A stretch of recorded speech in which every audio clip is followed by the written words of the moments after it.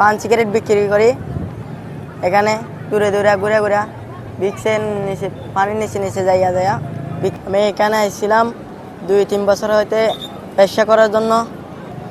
এখন সিগারেট পান এটা বিক্রি করি আর কি।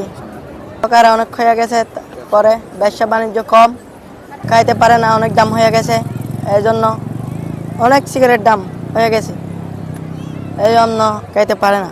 মানুষে বলে সিগারেট দাম এত কেন, আমরা বলি মামা বাড়ে গেছে দাম, আমরা ঘরের কিছু নাই, আমরা তো বিক্রি করে 2 টাকার জন্য এখানে বেশি, আমরা তো পেট চলতে হবে মামা।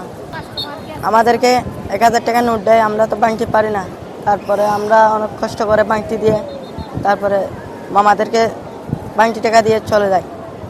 তারপরে আরেকজন এসে মামা একটা সিগারেট দাও, কত টাকা? 20 টাকা। মামা নেবা? নেব না। মামা আরেকজন একটু শান্ত, সিগারেটের দাম তো বাড়ে গেছে মামা, আমাদের করার কিছু নেই মামা। আর দৌড়িয়া দেন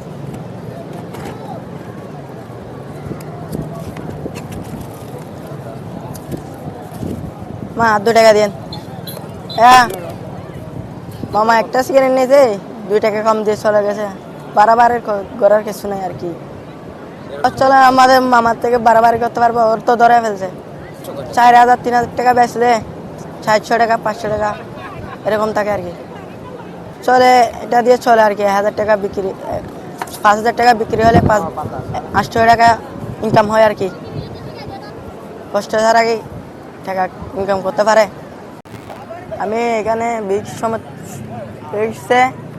বিক্রি ঘুরে ঘুরে বিক্রি করি আর কি।